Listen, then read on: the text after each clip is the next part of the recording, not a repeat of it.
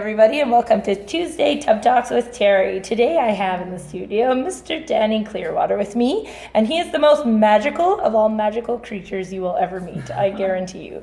So today what we're going to talk about is how to achieve your dreams, or just, to inspire people to achieve their dreams, I guess. That's kind of what you were thinking about, right? I guess so. Yeah. So, like, for yourself, what is a dream that you've achieved that you're like super proud of, and maybe at one point you didn't think you would be able to achieve, but then you did? Well, I always wanted to be a designer because I was always interested in fashion. Yeah.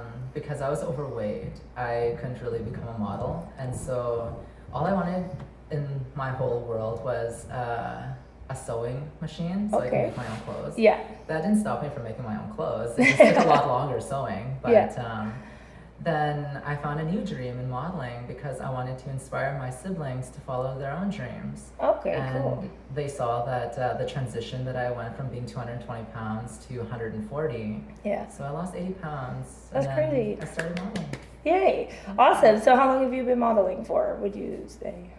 About 4 years. 4 years, yeah. Danny was one of our models at photography camp for the last 2 years, and it was awesome to have him there because he will literally do anything for the shot, which as a photographer I appreciate, as did I assume all the other photographers. So, what dreams are you working towards now for yourself?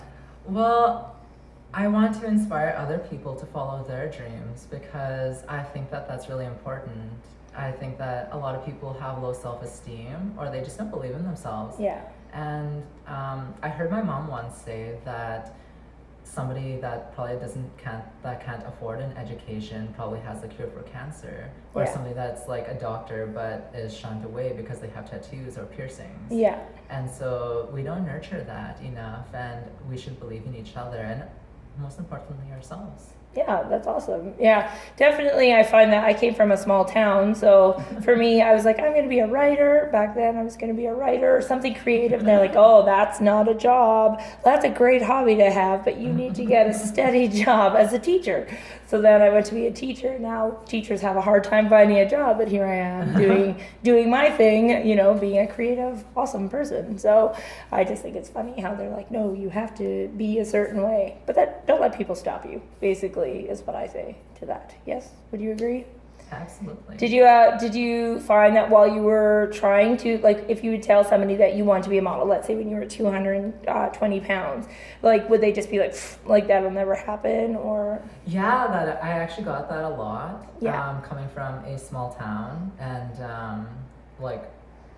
so being like a gay Aboriginal in my small town. Hard enough as it is. Yeah, exactly. Yeah. And so there was this one time when I went to school in a big white dress thing with a suit jacket and a top hat. Yeah. And then I had to go home and change it.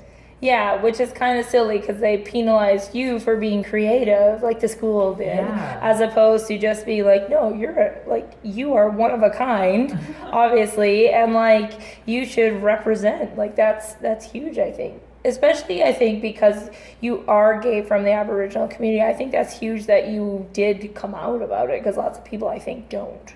You know what? I think that it's really unique because I never really had to come out. Okay. Yeah. You just always were. Yeah. Yeah. You're like, it's not a secret. Well, I heard all these like horror stories with the gay community and coming out and stuff. Yeah. And so I literally had to take my mom up to my room and be like, so anyways, remember this one time that like I almost passed away? And then I had to butter her up about it. And then I was like, yeah, Mom, I like guys. And then she was like, oh, I have a gay son.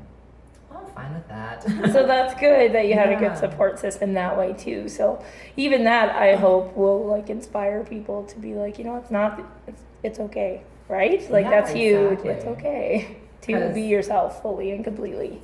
Yeah, just accept yourself for who you are, like I did. And once I accepted that, I was overweight, I wanted to do this. And I wanted to inspire my siblings to follow their own dreams. Yeah. And I was like, you know what, that's enough motivation that I needed to lose the weight and to I guess, take a bunch of selfies. No, but I think that's really cool, and that's why I think a lot of people are afraid to put the work into achieving the dream. Like, it's one thing to that's why it's called a dream. Yeah. Because it's like something that will never happen, but like 98% of it is actually the hard work that you have to put in. Like, I'm sure at 220 pounds, it wasn't easy for you to, wake up every morning and go for a run or exercise or do whatever at the beginning. But like, you motivated yourself to do that, and that's really cool. Yeah, like I was raising my little sister at the time, and she was 12 years old, and I was just turning 18. Yeah. And I had to think of my sister first, because not only was I going to school and had a full-time job and then trying to lose all this weight, but I woke up every morning and I saw my sister, and she was my constant motivation to keep on going to the gym. Yeah. And so, yeah, that pushed me into the direction that I needed. It was a daily reminder. Like, I know some people use pictures, and I think that's really good, because using pictures and like using your vision and eyesight to what you need to achieve or want to achieve rather is much more powerful than like just working towards it. Just like saying myself. it. Yeah. Yeah. And so she was my motivation. She was your vision board. Yes, exactly. Vision board. That's the word. That's awesome. That is so cool that you did that. So, is there anything else you'd like to talk about? Or like, what advice would you give to somebody that is maybe a 12-year-old that is struggling with wanting to achieve a dream that might not seem possible from whatever situation they're in? Like, maybe they're in a small town like we were, or maybe their family is extremely not supportive of whatever their dream is, because not everybody has that, unfortunately. What advice would you give them? I would say, you know what? Dream as big as you need to dream, because I'd rather have 70% of something absolutely, totally, incredibly amazing than 100% of nothing. Yeah. And no matter where you are on this planet, know that we still sit under the same sun, sit under the same moon, and no matter where you are, there's always going to be someone out there that believes in you and that loves you and cherishes you. Awesome. Yay. I knew you'd be good to have on this. Anyways, so that is everything for our Tuesday Tough Talk with Danny. So if you want to check out more about him, I'll try to remember to put a link in the YouTube comment area section, whatever. If you want, like, I assume you're still looking to shoot with people, like to model for people or things like that. So if you would like to give him a shot, or trust me, he will literally climb into freezing cold water in the middle of May for a photo shoot. So yeah, he's pretty much up for anything for a photo shoot. Yes. Absolutely. Awesome. See you later. Bye. Bye.